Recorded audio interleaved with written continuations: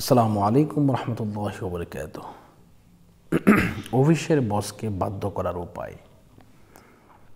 দেখা যায় যে অফিসের যিনি হেড থাকেন উনি অযথাই একজনের উপরে টর্চার করেন আর বাকিদেরকে সুযোগ দেন, এমন হয়ে থাকে।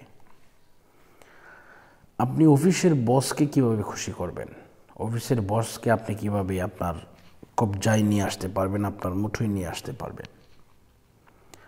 আপনি যদি সূরা কাউসার এইভাবে হাতে গনে গনে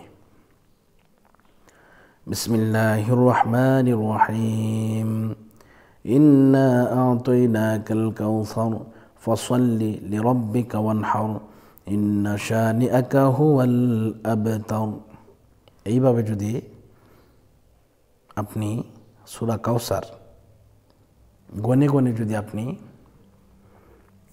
7 বার পড়েন,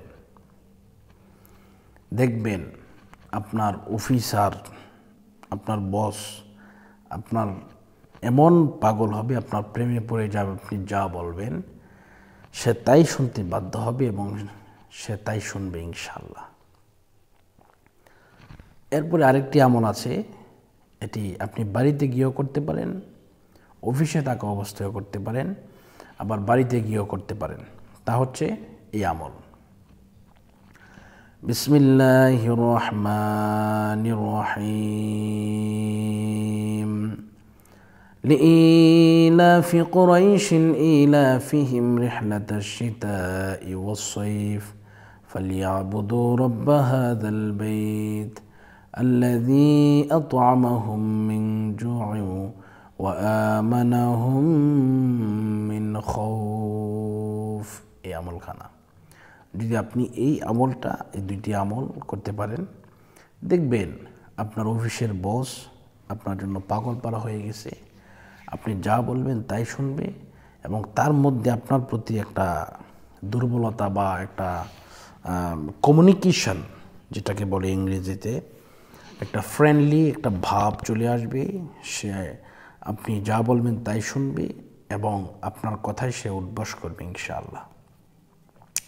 তো এই আমলটি করার পাশাপাশি আপনি আপনার আশেপাশের গরিব অথবা মিসকিন যারা খেতে পায় না, যাদের খাবারের অভাব, তাদেরকে কমপক্ষে তিনজনকে এই নিয়তে আপনি পেট ভরে ভালো করে সুন্দর করে আপনি খাওয়াই দিবেন। দেখবেন ইনশাআল্লাহ আপনার সব কিছু উন্নত হবে, আপনার প্রতি আল্লাহ রাজি খুশি হয়ে যাবেন। তো আজকের মতো এই পর্যন্তই। যারা আমার চ্যানেলকে সাবস্ক্রাইব করেন নাই, করার জন্য আহ্বান করছি, আর যারা করেছেন ধন্যবাদ জানাচ্ছি। বিদায় নিচ্ছি। আসসালামু আলাইকুম রহমতুল্লাহি ওয়া বারাকাতুহু।